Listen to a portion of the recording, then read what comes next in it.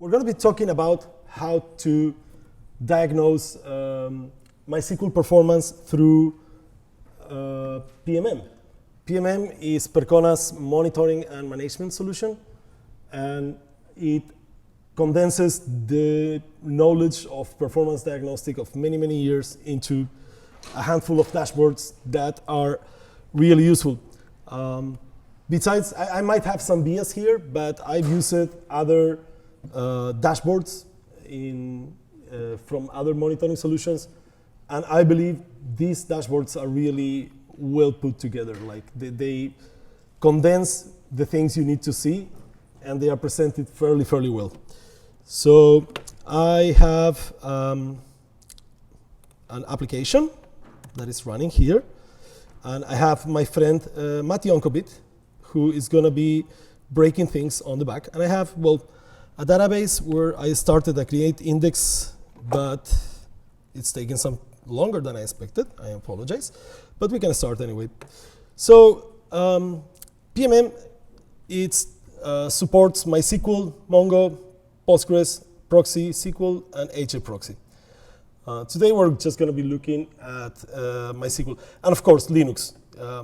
It also supports the node overview. It's going to give you metrics about DOS and the operating system, about the hardware. Okay, and also has query analytics, which is the ultimate weapon, right? Is what databases do. They run queries. So when a database is having problems, 99% of the time, it's some evil query. It might be because there's something misconfigured, of course, but in a well-configured database, 90% plus of the problems really are queries. So query analytics is the ultimate piece. So when I have to diagnose performance, we use something called the use method, which stands for utilization, saturation, and errors. It's a method that was conceived by Brendan Gregg, and it basically tells us there is a limited amount of resources in the system, CPU, RAM, disk, network, and the soft resources like buffers and mutexes and all the things that glue the system. But there's a limited number of them, right? There is not infinite. So we can go through each of them, measure what's the level of utilization, check if they have reached a saturation point, or if they are throwing out errors. And those simple steps, like you can do with each of them. And there is something, I'll show you very quickly, called the Rosetta Stone. Linux Rosetta Stone. Come on. No, not you. Sorry. Brendan. Gregg. Come on. This is really handy. It tells you want to check if the CPU is throwing errors. Well, in Linux, you can use perf and check if processor-specific error events are available. So with perf list, you can get a list. Saturation, this is much easier. Just do vmstat1 and check if the R column is greater than the CPU count. If you want to see the level of utilization, you can do vmstat and check the US and the user and the system and the still columns, or you can use sar-u. And so it gives you easy recipes for understanding the utilization, saturation, and errors in a system. And it does so for every component: memory, network interfaces, controllers, storage capacity. So again, this is the basis of what we're going to see now. All right? So with that, what is natural for that then is start on the node overview. Sorry, on the node summary. Node overview is, let's see all your nodes. In my case, I have just one node.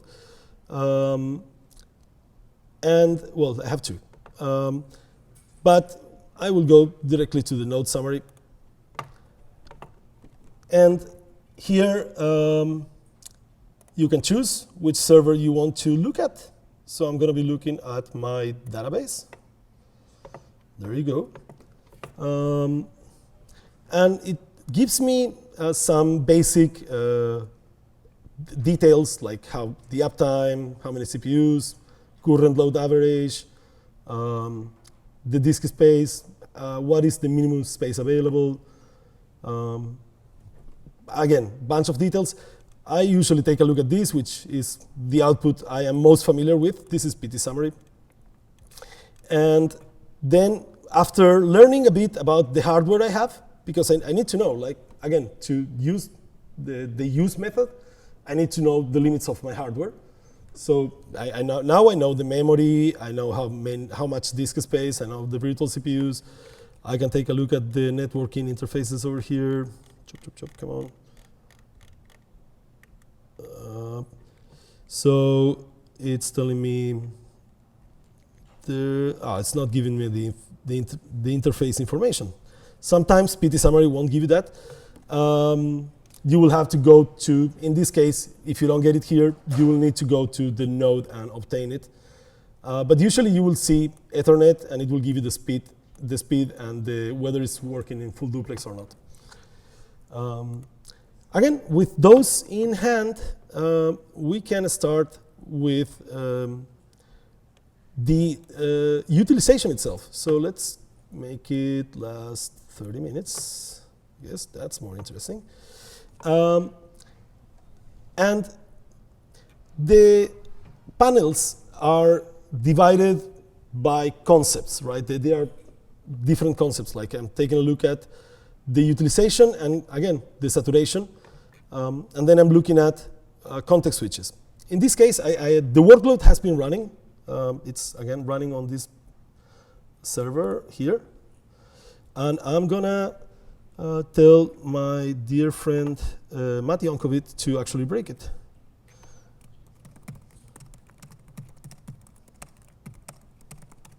So there we go. OK, so let's start. What I see right here is this is fully CPU bound, right? Like I take a look and I see user CPU is 97%. Certainly is becoming saturated. And the normalized CPU is also 4. So my load this is the load average. Let's call it in the right way. In a way you might be more familiar. So the load average, it's at 4 point some in an 8 CPU system. So it's getting high.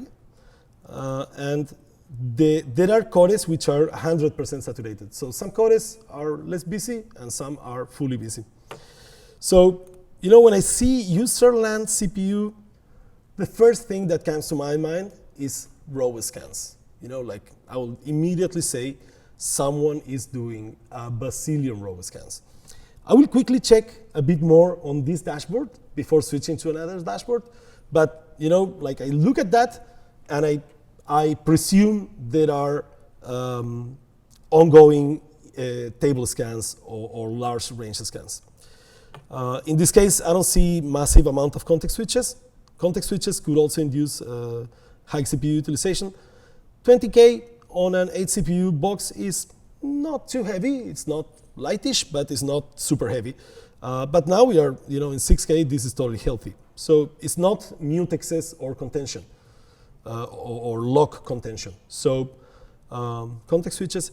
Then I can take the look at the runnable. And this is what Brendan was telling us. If the R in VMstat is larger, R is runnable in VMstat. If R is larger than number of CPUs, then you are saturated. We are like 4x saturated at this point. And blocked processes are processes in an uninterruptible sleep. How do you pronounce that? Uninterruptible sleep, which is basically I send a syscall to the kernel, read from disk or put it in the network or read memory, allocate memory, and I will block and not answer to any signal until that syscall is terminated. If you look at top or PS, you will see the process in D state. And these are blocked on a resource. They are waiting for the resource to answer. So in this case, there is not too much, like there is one here and there, but it's not like a massive amount.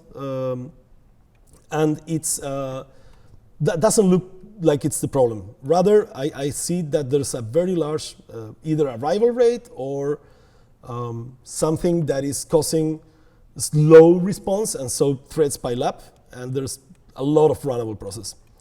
I will take a quick look at memory utilization as well. So out of my 32 gigabytes, I'm already using 28. That's, on the edge of what I like to see. I would usually like to see 1 or 2 more gigabytes free, but and you can see I turn on and off each of the elements in my panel. And that's because, look at that. Can you tell anything about the cache? You cannot tell nothing about. But when you look like this, you can see that the cache was dropped here, some cache was dropped, and then it started to read files again, and it grows again. So turning on and off individual data series in a panel, it's important. Buffers, so again, I will take a look. So buffers, 1.4 gigs, this is very reasonable, and 2.8 gigs of cache, OS cache. This all looks pretty reasonable. So I don't think we are having, we're close to swapping, I guess. Then available is steady 2.3 gigabytes, so that's good. It seems that my dear friend Matt Yankovic, he didn't provided me with a swap space, so I don't have swap.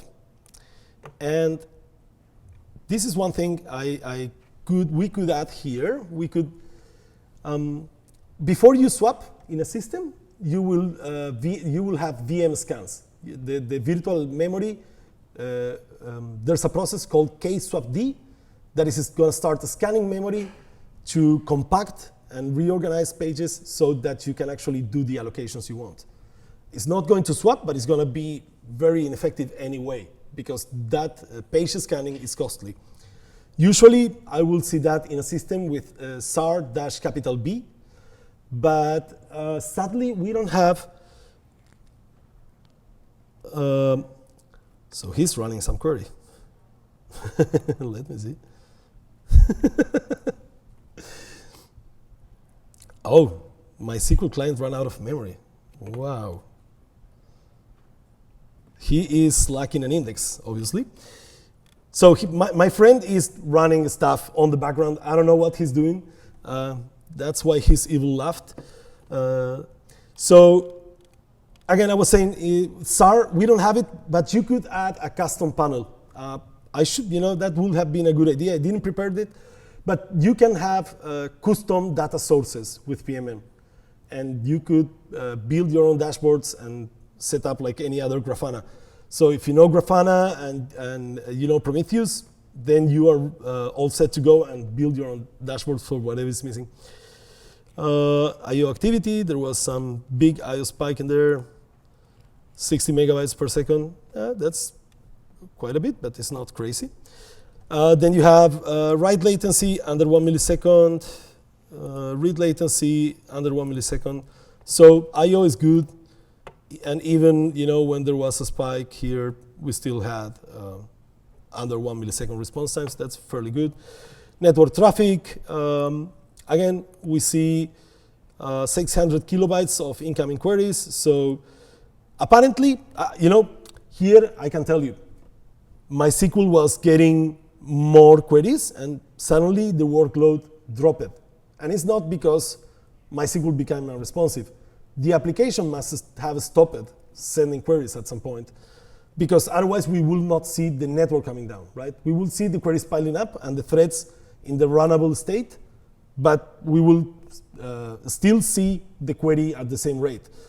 The network inbound at the same rate. If the inbound rate dropped, means queries are not arriving to the server at that point. And outbound is, it was sending large data sets or a lot of replies, And either because it had less questions or different questions, it started sending back less data.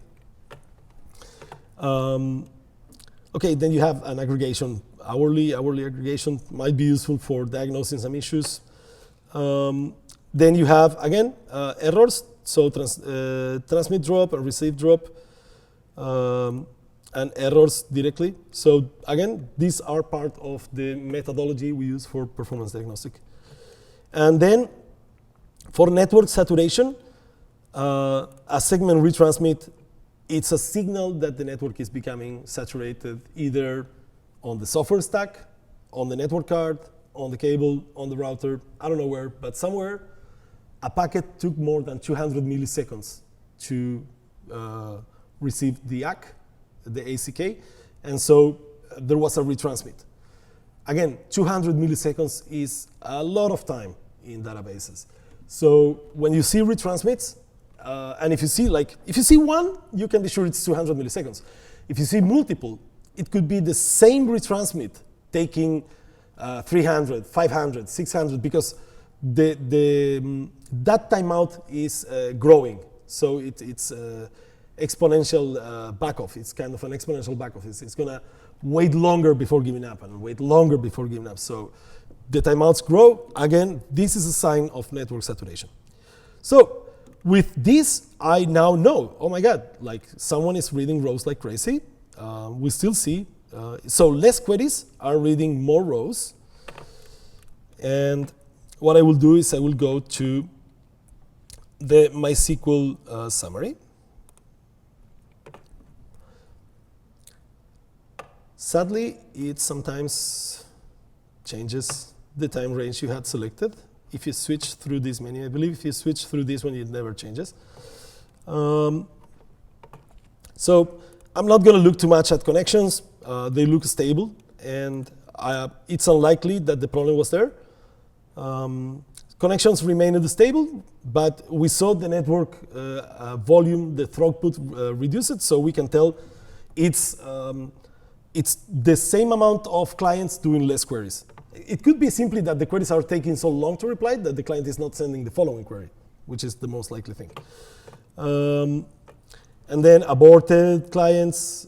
So this is an established connection that for some reason was disconnected, and this is an aborted connect. So it was attempting to connect, but it never got to it. Then it tells us about the concurrency inside MySQL. So, sorry. This threads connected is telling me how many clients I have attached, and peak threads running is telling me how many of those are actually doing active work. Threads running is the concurrency metric in MySQL. So out of my 40 clients, some 26, 30 are actually running queries. Sorry for that. And well, you can look at the thread cache occupancy. It's still, it has a bunch of thread cache. It's, the size is 60, and I have 14 cache, so I have plenty of the cache free yet. This is somewhat important. The threads are sometimes expensive to create inside the OS. So having them already created and in a cache is going to save you connection times, and it's going to make connections less expensive. I can see created temp tables, blah, blah, not too many, like doesn't look like anything I will be worried about. This is telling about implicit or explicitly created temporary tables. This is telling us about how many of those go to disk. And this is telling us about created temporary files, which could be for a file sort. It could be for, what else uses temporary files? Well, temporary tables on disk will use a temporary file.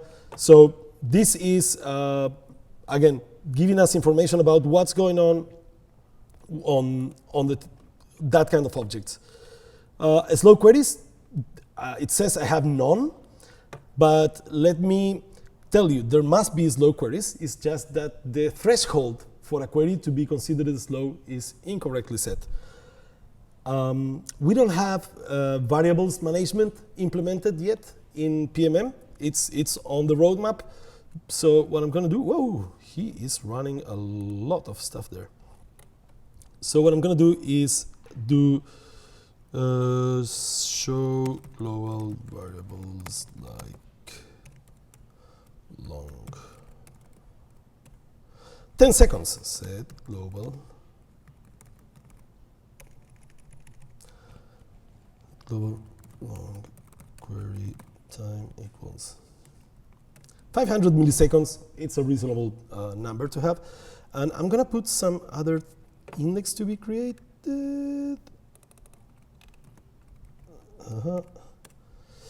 And let's continue on. So we should start seeing slow queries here in a few moments.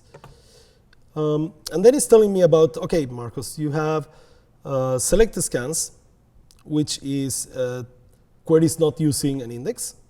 So you have 11 queries per second that are index scans. You have ranges. These are decaying, and you have less than 1 per second now, but at some point there were like 4 or 5. This is the amount of queries we're doing. These questions is how many queries the client sent. A question can become multiple queries later. So if I call a store procedure, it's 1 question. The store procedure can do 10 queries. So those are queries. And I have a question regarding on the chart for Mysql selected types. yeah. If the display is like, it's not an integer, and it has some. Okay, good observation. Look, the thing is, we are using an automatic interval. If I wanted to be sure that I get numbers per second, I will have to switch the interval to 1 second. And then we should see that the numbers become integers, or it's always averaging, right? Like it's telling us, okay, in this amount of time, I did so many. So it's not always going to be an integer. Let's take a look at, I don't know, that's 15 minutes. Come on. So for example, if it's like 11.8, what does it You know, I don't think I have enabled 1 second resolution collection in this one. This is probably just 5 seconds. Can you check the resolution collection within? Yeah, you can. You should be able to do that. Settings, data sources, if I recall correctly. Preferences. No. These preferences? No. Man.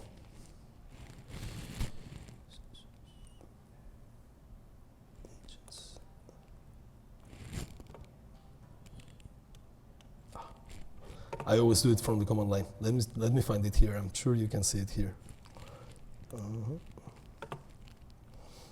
Yeah. So high resolution is 5 seconds. There you have. So that's the reason that numbers are decimals. They are floating point decimals. If I take a 5 second sample and I run 32 queries and then I divide 32 by 5, I get a per second of 6.4, right? So that's why you get the decimals. It's because I don't have 1 second resolution metrics. I have 5 seconds. So we are always taking how many queries have run on this, or how many selected scans run on these 5 seconds. 118. 118 divided by 5 is not an integer number. Make sense? Is it a shared resolution between the OS stats and the database stats, say 5 seconds? Yeah. And you can see that actually we collect three samplings. So we collect data at 5 second resolution, at 10, and at 60, and to make the graphs more efficient. And it's you could make this whatever you want. Like you could make it 1, 5, and 10. So this is up to you. But yeah, this will be for all the dashboards in the system. Data collection is going to be the same for all. Do you know the impact that triggers on the database? You can expect if you set the resolution to once every 5 seconds, that performance drop corresponding will be 10% or more or something?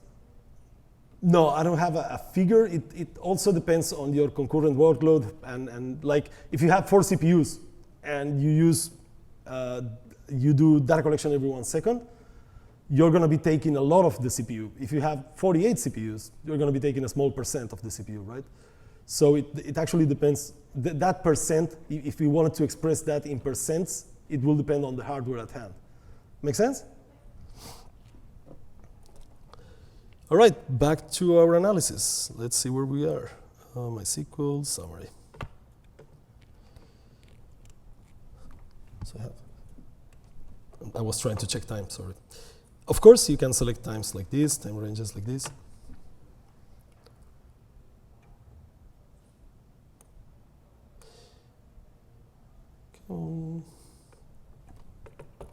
So, select types, questions.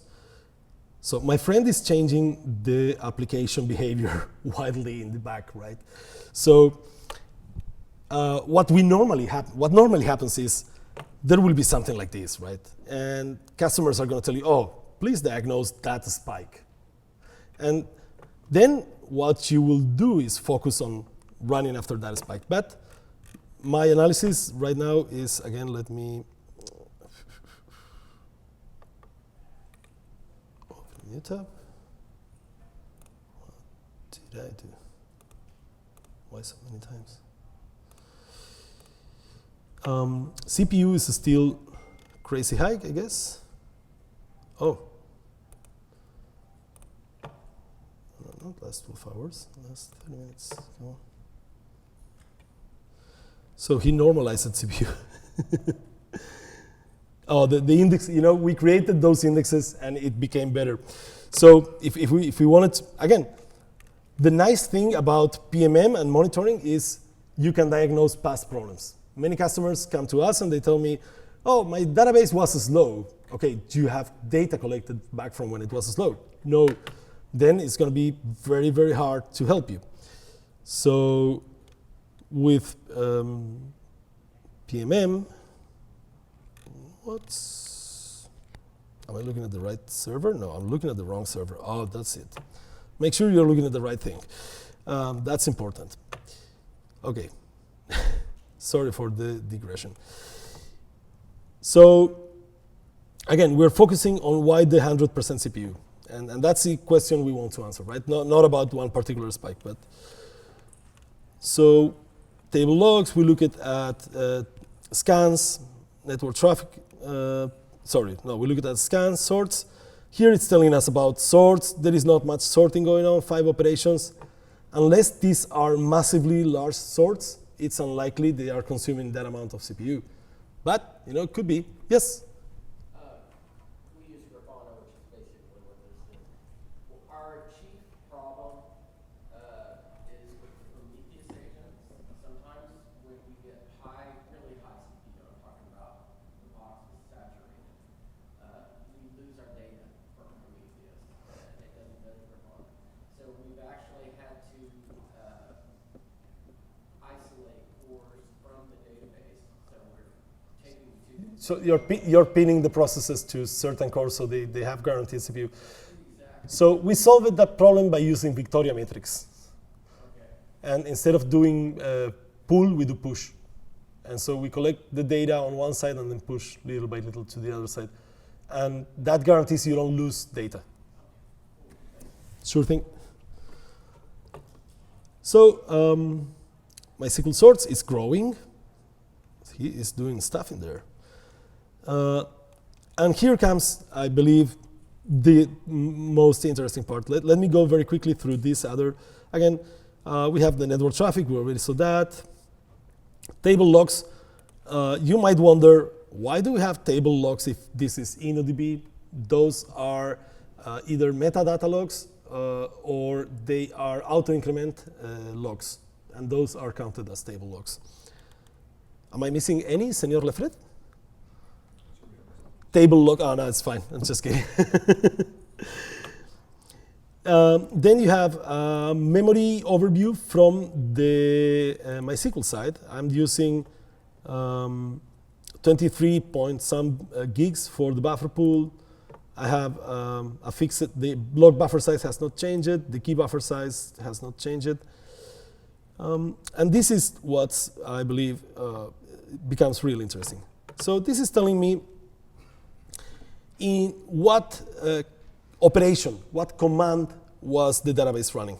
So we can tell how, what things are the database is doing when the problem happens. So it's doing deletes, it's doing inserts, it's doing set commands. And when I see these, and I see that the number of set commands is,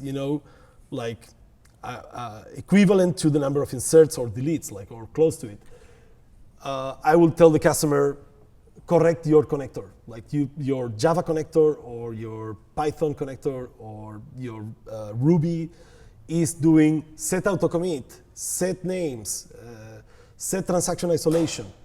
And they might seem inexpensive queries, but they're actually very expensive. They incur on a full network round trip. They incur on security check. They incur on query parsing. And then they have to run, take a log, and they incur on acquiring mutexes to update the stats. So it might seem like a silly query, but in the bottom cost is very high. So this is very bad. I can, I know the application is written in Python, and I know that some Python connectors do this thing because they are not based on libc, on the C client for, what's the name of the library? libMySQL clients, the C library, libMySQL client. Okay, so because it's not based on that, it does this kind of weird thing. Then selects, updates, and then the numbers become very small and they become irrelevant, right? Admin commands is when you do ping. That I also know is from his driver. He was doing ping like crazy over here. Show status. So these numbers, too small to actually be adding that amount of load to the CPU. And that was the counters, right? So sorry, the commands. And what do the commands do? They operate on rows. And here we can see row, the work being done on rows and the access patterns to reach those rows. And dominating the scene is read random next, which is basically means table scans. So yes? You mentioned that we can see access patterns to the rows. Could you repeat, please? You mentioned that we can see access patterns to the rows. Yeah. How can we see them? Okay, so you can see there are multiple read entries. So one is read random next. That is table scan access. Read key, you're doing primary key lookups. Read next, index scan. Read previous, index scan on a descending order. And that tells you a lot about the workload. And then read first, you're doing a full index scan. You went to the first entry in the index, and then read random, I can't remember, but it's basically a random read for one entry that is not indexed. No, what is read random? I don't remember. Now I don't remember.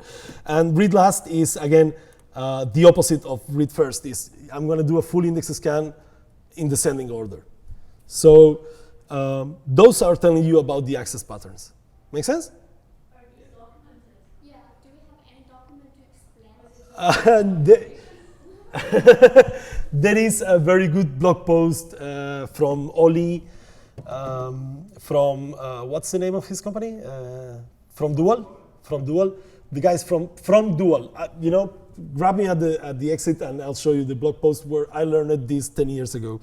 So, Yeah, it used not to be so clearly stated as Oli had it in that blog post.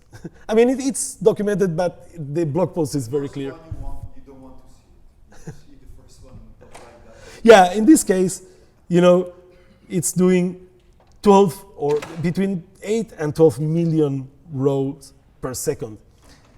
I know for a fact that on a reasonably sized table, you know, let's say, I don't know, 250, 400 bytes wide row, a single CPU core cannot do much more than 600, 800, let's say crazy, 1 million rows per second.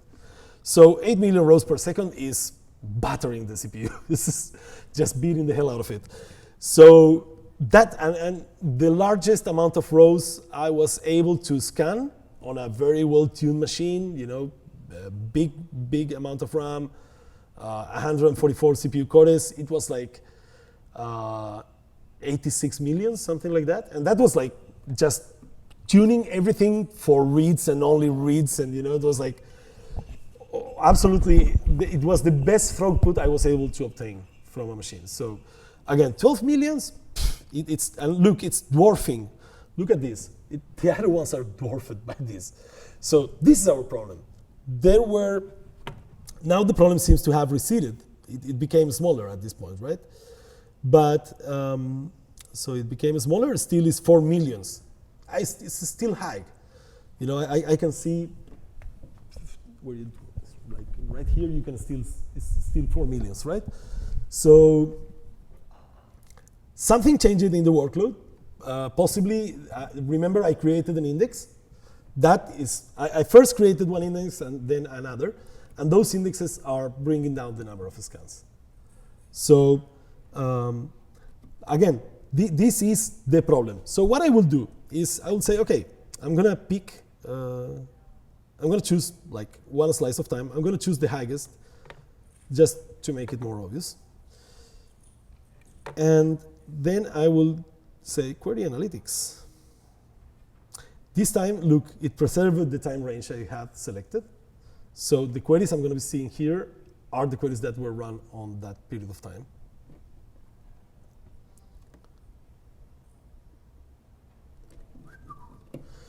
It's taking time. Oh, what the hell was that? And there's something off here. Damn it, sorry. There you go. I don't know, I had some filter. And so this is telling me how much load the query has added, what's the concurrency, the queries per second that we see of this same query, and the response time. So this query is taking 5 milliseconds. We could add column, and we could say bytes sent, reading blocks time, writing blocks. No, MySQL is gone. Oh, MySQL crashed. Let's see.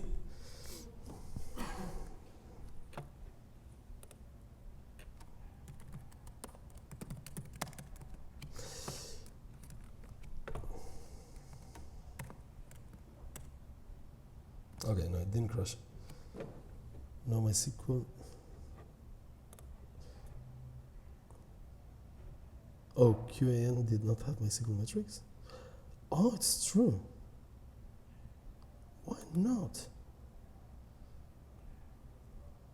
Okay.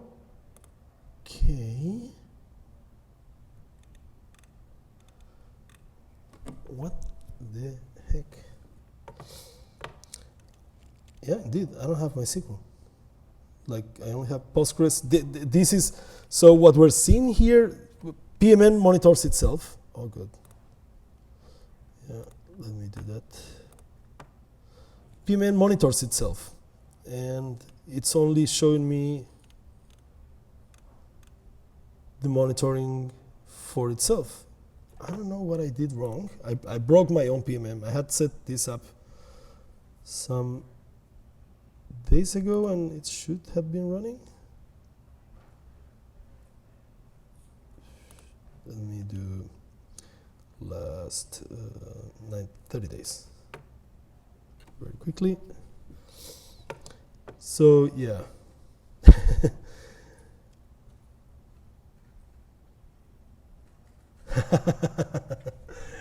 So yeah, that's possible that we are not the long query time. So I have slow query log configured. Let me fix that very quickly.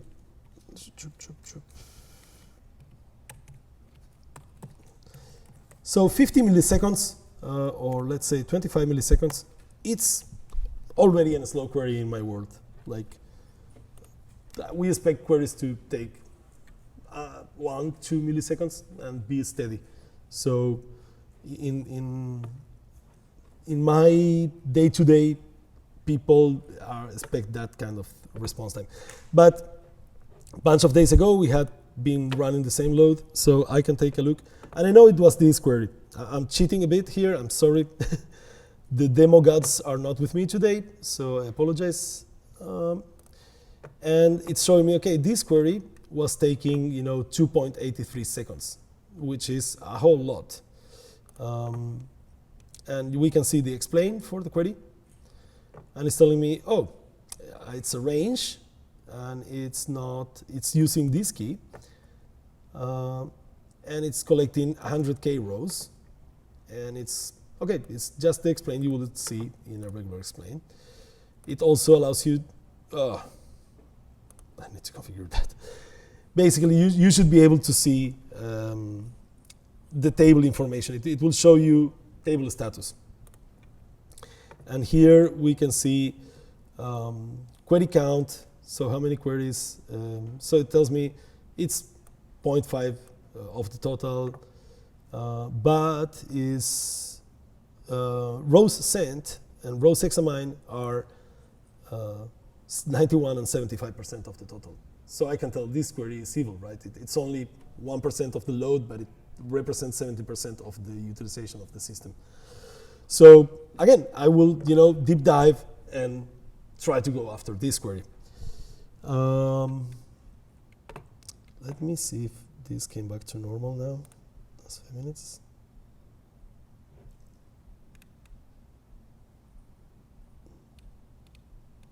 Still no. You can fix it, use the force cam on. Oh, good lord. I was configuring the long time and not this local log.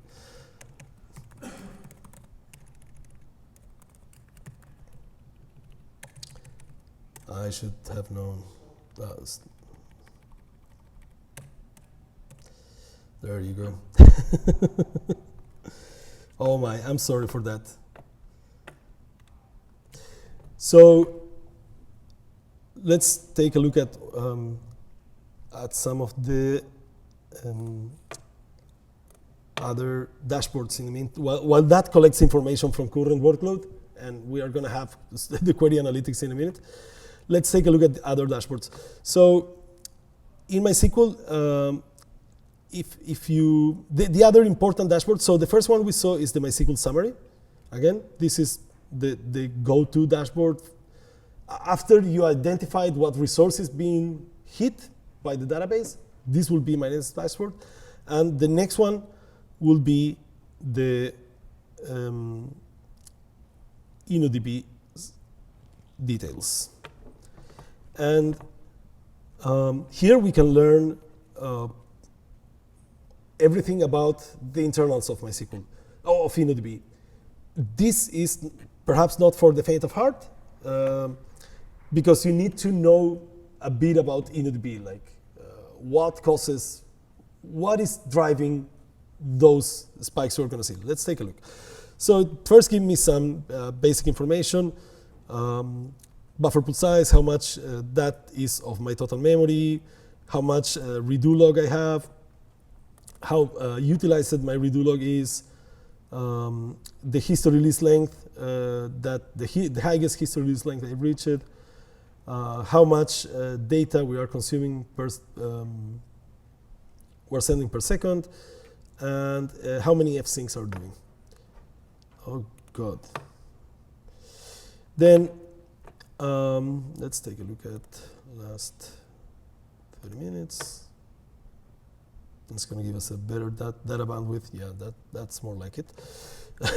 So again, here we can see rows read. It plummeted from 10 million to 4.7 millions. Again, that's when we added the index. And then we can see DML, so updates, inserts, and deletes. And they are quite even, so any of them could be the problem if they are a problem. But again, we know problem is on the reads side, because this number of rows, it's very much insignificant. A row cannot be larger than 8 kilobytes, or well, if you have blobs and text, yes. But you know, give or take, a row is normally less than 8 kilobytes. So 500 rows is like, what, 4 megabytes? It's like nothing, right? You can do that very easily. Shouldn't be breaking your database. Read-only transaction commits. There are optimization. There's an optimization in InnoDB to avoid creating a full transaction for a simple read-only query. At this point, apparently, that my dear Matt Yankovic disabled that. So it was doing set auto commit equals 0, and that will disable the optimization. And then it non-locking. So I don't remember which exactly this one is. Let me take a look. You can always do this when you are not sure what you're looking at. You can do panel JSON. You can take a look at the panel JSON, and that's going to tell you what you're looking at. Expression, and it's from information schema, InnoDB metrics, transaction, read-only commits total, and transactions no locking. I don't remember exact meaning of this one, to be honest. It's if I was suspecting this is a problem, I will go to the manual and find out what that metric from the InnoDB metrics is. Okay, then read-write transactions. There was a big rollback there. At the same time, those commits were happening. And those rollbacks were likely due to timeouts, because the commits were not, he disabled auto commit, and as he disabled, his application does not send commits, so at some point it's going to roll back on timeout. And so again, that is not very problematic. And transaction information, transactions. Read-write transactions commit. These are your regular transactions. And this is insert update transactions. I don't know why we have them differentiated. You could have deletes apart, but doesn't make too much sense to me. I will need to ask the PMM guys why they did this apart, like they separated these two. And then how many transactions ID assigned. This is important. This is telling us the arrival rate of transactions, right? If I assigned more IDs, it's because more transactions arrived. So this one is important. And rollbacks are expensive, so you don't want to see many rollbacks in your database. So rollbacks can be a sign of problems. And usually they could be a sign of a bug in the application, or excessive deadlocks, or anything else. But if you see a spike of rollbacks like this, I will be looking at it to understand what's happening. Storage summary. Well, give us again buffer pool fit. So how well the data can fit in my buffer pool. It still has 2.5. I could grow 2.4 times and still fit. What is my average row size? 500 bytes. That's a reasonable row. What is the index size per row? So each index takes a space of its own. So how much are we inflating the data set with indexes? How big is the data set in total?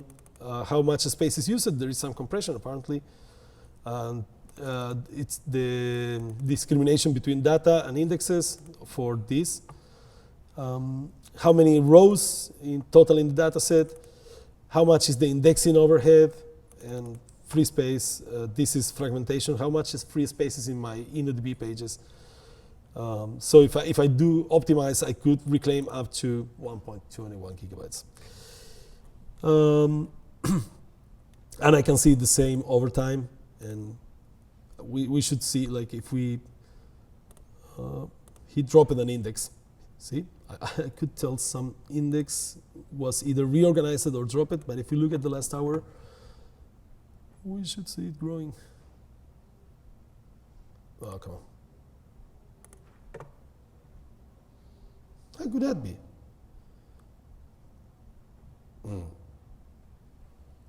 There's something wrong there. I'm going to report back because I'm sure I added an index, so that index size should have grown. So there is a bug here.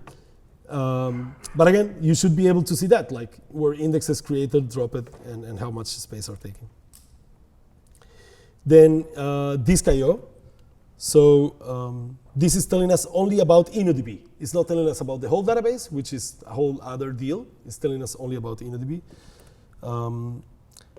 And it's telling us also in pages. I should see it in pages somewhere. This is data writes. This is writes to the final. These are writes to disk, and these are reads from disk.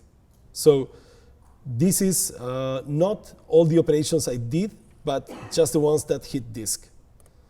And then data writes is the number of operations. Data written is the volume of the data. So one is how many operations I did. The other one is how much I did with those operations. And then log is the redo log. So The previous chart, yeah, the data shows the negative button. say that again. No, so you mean that it shows negative? No, it's just a old habit of doing splitting up and down for reads and writes. It's like just a monitoring thing, but no, it's actually telling you that you did 2.56 megabytes there.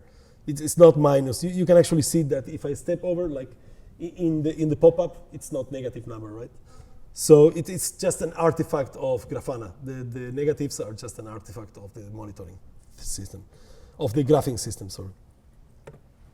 So log written is how much I have write to the redo logs. And log writes is how many actual I/O operations took me to do those bytes. So I did 1.14 megabytes in 800 operations. And this is how many fsyncs are being called. These ones are on the data files, on the table spaces, the IBD files. And this is on the redo log. So fsync is the most expensive operation, is what guarantees data consistency after a crash. So these are good to have, but they are expensive. Big spikes on these are gonna mean you're having issues. And I'm running out of time, I guess. Right? And chop chop. Okay, pending I/O. This is also like if you see pending I/O, it means your I/O is not responding fast enough to satisfy the workload from the database. Could either be that the I/O is too slow or that the database is killing it. Okay, I'll show you QAM. And so that's important. And this is on the data files, on the log, and pending reads. And let's go to QAM. So to satisfy my friend demands, right. Oh, there you go. Much better. And now I can filter. I know the database where my application is using. It's called movie JSON test. So I filter by that. So I know that I'm only looking at the queries of interest for me. And now I can see this one has very high concurrency. It's a fairly okay query, probably can be improved. And this guy is taking 1.51 seconds. That's totally crazy, and this one is taking 4.9 seconds. So this one is adding more load, so I'm going to take a look at this one first. It's possible that this one is easier to optimize, but again, oops, this one is my first candidate because it's the one with the largest load. Again, it's telling me, all right, this query is 7.82% of, if I run 1,000 queries, I only run 78 of these. Okay, so it's little number of queries, a small number of queries. Actually took 44% of the total processing time for queries.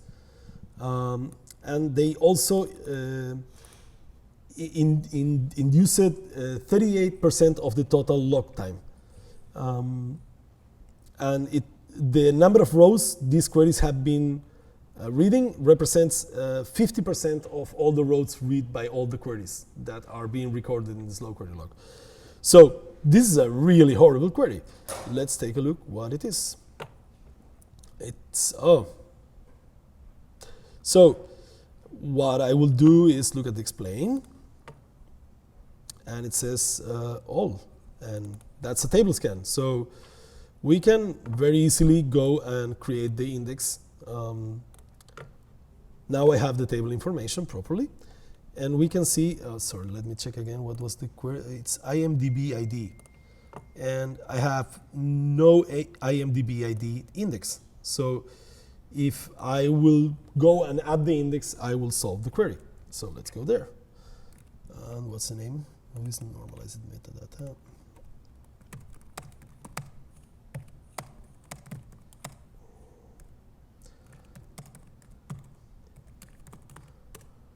It's going to take some time.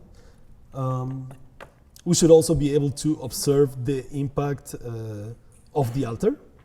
If we look at the last few minutes.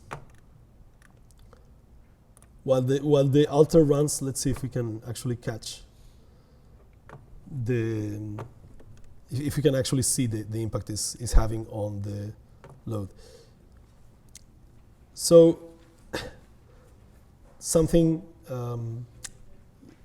this is not doing so much throughput, either because queries are blocked or because they are just slow to respond. If the query is allowing concurrent DML, then it's possible that the DML is going to be much slower.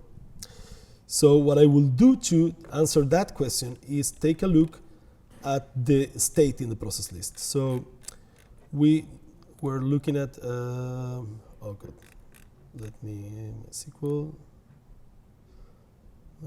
instance summary,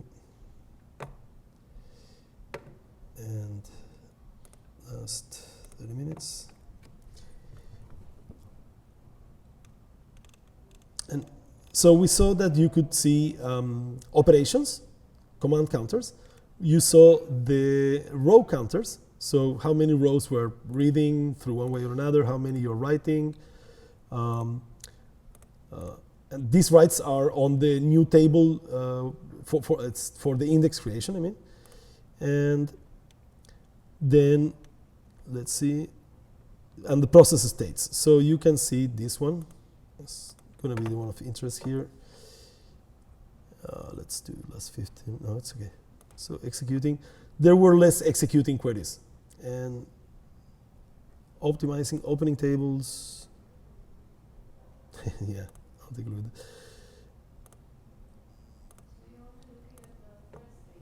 Yes. So this is the thread states, indeed, yes. So those are like, to me, are the most important bits you can get from this dashboard. It's like command counters, row counters, and thread states. That should give you a fairly good understanding of what's going on the database. And you know, it is exactly what the database, this is the work the database is doing. And again, unless your database is very badly configured, workload is what is causing the problem. So, and I don't see, let me see if I can see the alter. I didn't, so there was no waiting on metadata log or anything like that. So the queries were not blocked. They just slowed it down because they were, they were delayed by the alter operation, which will consume resources. But look at the jump in queries per second, right? We went from 148 to 5,000 after adding the index. So it really made a massive difference, and we probably, this is nice, at the bottom of the InnoDB and the MySQL dashboards, we have a quick node summary, so you don't have to jump back and forth between the dashboards. And you can see the user CPU dropped. So it was pegged and then it dropped. So we did found the query that was causing us trouble. And that's basically the most easy or like a reasonably diagnostic, like the type of diagnostic you can do somewhat easy. Like you have to know, again, you have to know the database and you have to know the meaning of the stuff you're looking at, but it's fairly well presented and it allows you to go back in time. And if you don't know, you can bring someone later to look at the data, because again, if you don't have the data, you cannot diagnose. And that is, to me, it's like the key takeaway. I am a monitoring lover, so I know there's some people that hates monitoring. It takes time to set up. It takes maintenance. You have to upgrade the stuff. You have to, take care of the big CPU spikes that it might give you due to whatever problem. Because in the end, monitoring is also about data storage. There is a database in there running, and that database has problems of its own. So it doesn't come for free, but it's absolutely necessary if you want to squeeze all the juice out of your database.